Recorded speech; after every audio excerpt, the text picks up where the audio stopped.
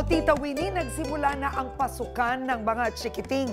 Ano nga ba ang masarap at healthy na ulam na pwedeng ipambaon sa ating mga anak na mura, ha? Ay, oo naman, Karen. Dapat ang mga bata kasi maaga pa lang sinasanay na sa masustansyang pagkain gaya ng gulay.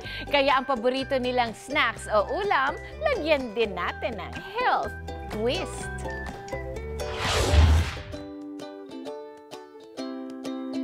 May pagkapihikan at mahilig sa processed food noon ang anak ni Mavs. Kaya naman gumawa siya ng paraan para ang kanyang anak na si Adalia ay makakain ng gulay. So yung mga baon niya, kung gusto ko na talagang hindi siya mag-processed food, ako yung magpe-prepare. Ang kanyang winning discarded tip number 1, lagyan ng twist ang mga nakasanayan at paborito nilang pagkain. Tulad na lang nitong veggie chicken nuggets ni Mavs.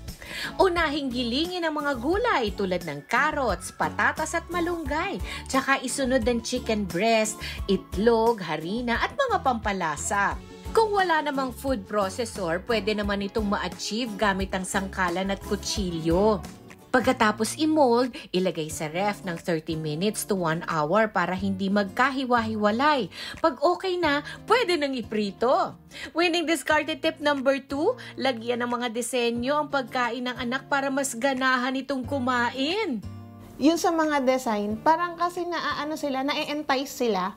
Pag tinitingnan nila, tapos medyo colorful siya, napapakain sila. Hindi lang sa pagluluto nagtatapos ang pagiging madiskarte ni Mavs. Ang kanyang winning discarded tip number 3, turuan ang mga anak ng kahalagahan ng balanced diet at healthy habits sa pamamagitan ng maayos na disiplina sa pagkain.